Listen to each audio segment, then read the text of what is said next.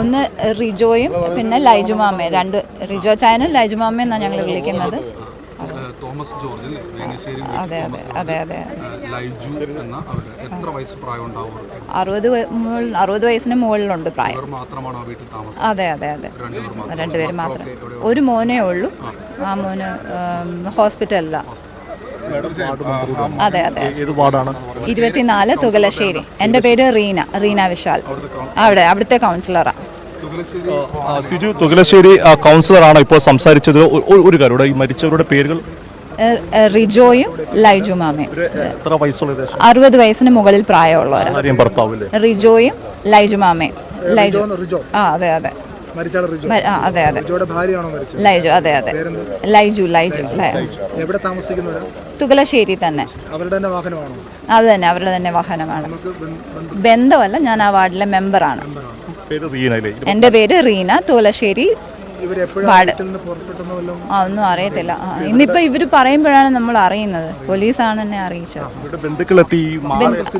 അമ്മ ഉണ്ട്. അവര് ഇത് കൊടുക്കുന്നുണ്ട്, റിപ്പോർട്ട് കൊടുക്കുന്നുണ്ട്. എന്തോ, അവരെല്ലാരും അടുത്തടുത്ത വീടുകൾ അവിടെ നമ്മുടെ വാർഡിൽ തന്നെ ഉണ്ട്, റിലേറ്റീവ്സ് ഒക്കെ. ഒരു മോനേ ഉള്ളൂ. ആ മോൻ ഹോസ്പിറ്റലൈസ്ഡാ. അതെ അതെ അതെ അതെ. ലൈജി. അതെ അതെ, വരാൻ പറ്റാത്ത അവസ്ഥയിലാണ്. മകൻ അവിടെ അടുത്ത് തന്നെ ഉള്ളൊരു ഹോസ്പിറ്റലിൽ എത്താൻ പറ്റാത്ത സാഹചര്യത്തിലാണ്. അതെ അതെ അതെ അതെ. അതെ അതെ അതെ. റിജോ, ലൈജു, ഭാര്യയും ഭർത്താക്കന്മാർ. 60 വയസ്സിന് മുകളിൽ കാണും പ്രായം. സിജു, ഇപ്പോൾ ജനപ്രതിനിധി റീനയാണ്. തുകലശ്ശേരി വാർഡ് 24 വാർഡിലെ മെമ്പർ. തിരുവല്ല മുനിസിപ്പാലിറ്റിയിലെ തുകലശ്ശേരി വാർഡ്, അതായത് 24 നമ്പർ വാർഡിലെ ജനപ്രതിനിധിയായിരിക്കുന്ന റീനയാണ് ഇപ്പോൾ നമ്മോട് സംസാരിച്ചിരിക്കുന്നത്. റിജോയും ലൈജിയും ആണ് ഈ അപകടത്തിൽ ഇപ്പോൾ മരണപ്പെട്ടിരിക്കുന്ന കാര്യമാണ് പറയുന്നത്. ലിജോ, അതായത് നമ്മൾ മുമ്പ് സൂചിപ്പിച്ച RCO ആണ്, അതായത് 60 വയസ്സിന് മുകളിലുള്ള ആണെന്നാണ്. അത് മാത്രമല്ല, ബന്ധുക്കളെത്തിയാണ് ഇപ്പോൾ ഇവരെ തിരിച്ചറിഞ്ഞിരിക്കുന്നത്. വാർഡ് കൗൺസിലർ പറഞ്ഞതനുസരിച്ച് ഇവരുടെ ഒരു മകനാണുള്ളത്. മകൻ ആശുപത്രിയിലാണ് എന്ന് സംബന്ധിച്ചാണ്. എന്താണ്, ഗുരുതരമായ അസുഖമാണോ, അതിനെ സംബന്ധിച്ച് എന്തെങ്കിലും വിവരങ്ങൾ പിന്നീട് വാർഡ് കൗൺസിലറിന് അറിയാമായിരിക്കും. ഏതായാലും അങ്ങനെ ഒരു വിവരം കൂടിയുണ്ട്. ഏക മകൻ ആശുപത്രിയിലാണ് എന്നുള്ള വിവരങ്ങൾ കൂടി ആ വാർഡ് കൗൺസിലർ നമ്മളോട് പങ്കുവെക്കുകയും ചെയ്തു. റിജോ ആണ് ഈ വാഹനത്തിൻ്റെ ഉടമ. റിജോ ആണ്. ലൈജു എന്ന് പറയുന്ന ഭാര്യയാണ്. അവരുടേത് തന്നെയാണ് വാഹനമെന്ന് തിരിച്ചറിയുകയും, തുകലശ്ശേരി സ്വദേശികളാണെന്ന് തിരിച്ചറിയുകയും ചെയ്തിട്ടുണ്ട്. തീർച്ചയായിട്ടും അതുതന്നെയാണ്. ഇപ്പോൾ 24 വാർഡ് നമ്പർ 24 ജനപ്രതിനിധിയായിരിക്കും റീന. ഇത് ഇപ്പം പറയുന്നത് റീനയാണ് ഈ സ്ഥലത്തെത്തി ആദ്യം എത്തുന്നത്. പിന്നീടാണ് ബന്ധുക്കളെത്തിയതിലൂടെയാണ് ഇത് മരിച്ചിരിക്കുന്നത്. റിജോയും ഭാര്യ ലൈജുവാണെന്നുള്ള കാര്യത്തിൽ സ്ഥിരീകരണം എത്തുന്നത്. അതിന് ആഭരണങ്ങളാണ് ശരീരത്തിൽ ധരിച്ചിരിക്കുന്നത് തിരിച്ചറിയുന്നതിലൂടെയാണ്. കാരണം മൃതദേഹം നമുക്ക് തിരിച്ചറിയാൻ പറ്റാത്ത തരത്തിലേക്ക് കത്തിക്കരിഞ്ഞ നിലയിലായിരുന്നു. അപ്പോൾ ബന്ധുക്കളെത്തി ഈ ആഭരണങ്ങളും വാഹനം തിരിച്ചറിഞ്ഞുകൊണ്ടാണ് മരിച്ചിരിക്കുന്നത്. ഇന്ന ആളുകൾ തന്നെയാണ് ഒരു കൺഫർമേഷനിലേക്ക്, സ്ഥിരീകരണത്തിലേക്ക് എത്തുന്നത്. 60 വയസ്സിന് മുകളിൽ പ്രായമുണ്ട് റിജോയ്ക്ക്. ഇവർക്ക് ഒരു മകനാണുള്ളത്. മകന് നാട്ടിൽ തന്നെയുണ്ട്. പക്ഷേ ഇവിടെ എത്താൻ പറ്റാത്തൊരു സാഹചര്യമാണ്. ആശുപത്രിയിലാണ് എന്ന ചികിത്സയിലാണെന്നാണ് ഇപ്പോൾ ഈ ജനപ്രതിനിധി കൂടിയായിരിക്കുന്ന റീന പറയുന്നത്. അതിൻ്റെ കാര്യങ്ങൾ ഇനി കൂടുതലായിട്ട് അറിയേണ്ടത്. ഇപ്പോൾ അപകടം എങ്ങനെ സംഭവിച്ചു എന്നുള്ള കാര്യത്തിൽ ഇതുവരെയും ഒരു സ്ഥിരീകരണമോ അല്ലെങ്കിൽ ഇനി അതിന് ഫോറൻസിക് പരിശോധന ഉൾപ്പെടെ നടത്തേണ്ടതുണ്ട്. എങ്ങനെയാണ് ഈ രണ്ടാളുകളും ഈ വാഹനത്തിനുള്ളിൽ ഈ നിർത്തിയിട്ടിരുന്ന കാറാണോ അതല്ല ഇവർ യാത്ര ചെയ്ത കാറാണോ എന്നുള്ള കാര്യത്തിലൊന്നും ഒരു വ്യക്തതയില്ല. ഇപ്പോൾ പോലീസ് ഇതുവഴി കടന്നു വരുമ്പോഴാണ് ഒരു കാറെന്നല്ല വലിയ തരത്തിൽ തീ കാണുന്നത്. അവരടുത്തെത്തുമ്പോഴാണ് ഇത് കാറാണെന്ന് മനസ്സിലാക്കാനും സാധിച്ചത്. അതിനുശേഷം ഇതിലേക്ക് ഇങ്ങനെ എത്തുന്നത്. നമുക്കിവിടെ ഇപ്പം ധാരാളം ഈ പ്രദേശത്തുള്ള ആളുകളും എത്തിച്ചേർന്നിട്ടുണ്ട്. ഈ സ്ഥലത്തുള്ള ആളാണോ ഇവിടെ ഈ സ്ഥലം ഇവിടെ ഇങ്ങനൊരു അപകടം ഒരു പക്ഷേ പതിവില്ലാത്തൊരു കാര്യം കൂടിയാണ്. എന്താണ് സംഭവിച്ചത് നിങ്ങൾക്ക്? നമുക്കൊന്നും അറിയത്തില്ല. ഞാൻ വീട്ടിലായിരുന്നു, വന്നതേ ഉള്ളൂ. ഇത് കണ്ടപ്പോഴല്ലേ ഇതുപോലെ ഈ ഒരു ഭയങ്കര സംഭവമായിട്ട് തോന്നുന്നു. ഇവിടെ എപ്പോഴും ആൾക്കാരൊക്കെ വരാറുള്ളതാണ്. ടൂറിസ്റ്റ് കേന്ദ്രം പോലെ ആയപ്പോഴും ഒത്തിരി വാഹനങ്ങൾ കടന്നു എപ്പോഴും ആൾക്കാർ വന്നുകൊണ്ടിരിക്കും. കൂടുതലും രാവിലെ പോലെ വരുന്നതാണ്. എനിക്കൊന്ന് കാവുംഭാഗത്തുനിന്ന് ചങ്ങനാശ്ശേരിക്ക് പോകുന്ന റൂട്ട് ഇങ്ങോട്ട് വരുന്ന വഴിയാണ്. വേങ്ങ പള്ളിയിൽ അവിടെ നിന്ന് ഇങ്ങോട്ട് കിടക്കുന്ന വഴിയാണ്. CPM ഏരിയ കമ്മിറ്റി ജനു മാത്രം ഇതൊരു വേങ്ങലിൽ നിന്ന് പെട്ടെന്ന് കാവുംഭാഗത്തുനിന്ന് തിരുവല്ല ടൗൺ കടക്കാതെ പെട്ടെന്ന് ഒരു ഷോർട്ട് കട്ട് റൂട്ട് കൂടെ ആണല്ലേ?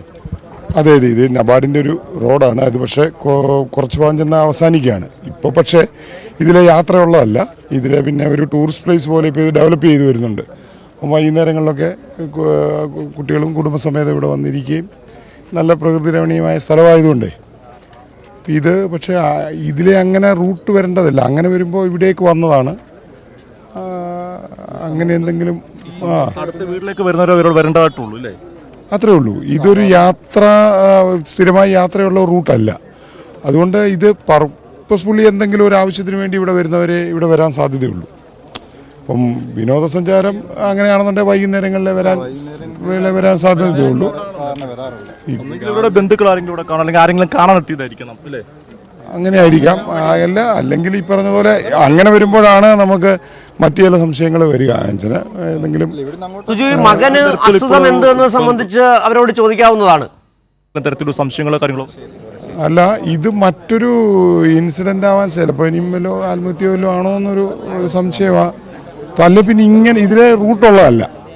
ഇവിടെ വരണമെങ്കിൽ എന്തെങ്കിലും ഒരു അല്ലെങ്കിൽ ഏതെങ്കിലും ഒരു എന്താ പറയുക ഒരു സമയം ചെലവഴിക്കാൻ വേണ്ടി വരേണ്ടതാണ്.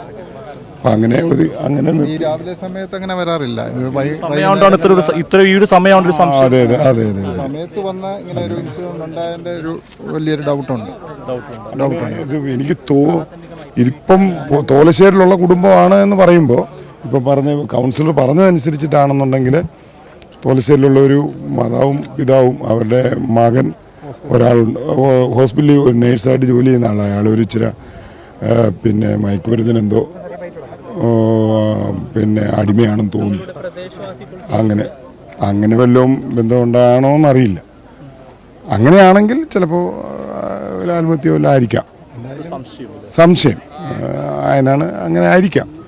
കാരണം ഇത് റൂട്ടല്ല, ഇതിലെ വാഹനം പോകുന്ന ഒരു റോഡല്ല. ഇത് പർപ്പസ്ഫുള്ളി എന്തെങ്കിലും ഒരു ആവശ്യത്തിന് വേണ്ടി ഇവിടെ വരുന്നെങ്കിലേ ആൾക്കാർ ഇവിടെ വരാറുള്ളൂ.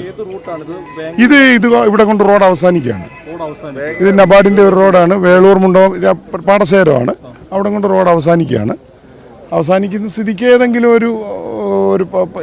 ഒരു പർപ്പസിന് വേണ്ടി ഇവിടെ ആൾ വരാൻ സാധ്യതയുള്ളൂ.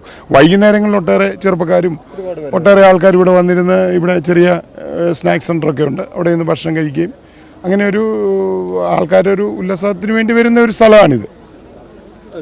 അത്തരം ചില സംശയങ്ങളാണ് ഇപ്പോൾ അദ്ദേഹം ഒരു പൊതുപ്രവർത്തനം കൂടിയാണ് ഈ സ്ഥലത്ത് ഇപ്പോൾ പങ്കുവെക്കുന്നത്. അദ്ദേഹം പറയുന്നത് ചില സംശയങ്ങൾ ഉന്നയിക്കുവാണ്. കാരണം സാധാരണഗതിയിൽ ഇത്തരം ഒരു സ്ഥലത്തേക്ക് ആളുകൾ പുറത്തുനിന്നുള്ളവർ എത്തേണ്ട ആവശ്യമില്ല. കാരണം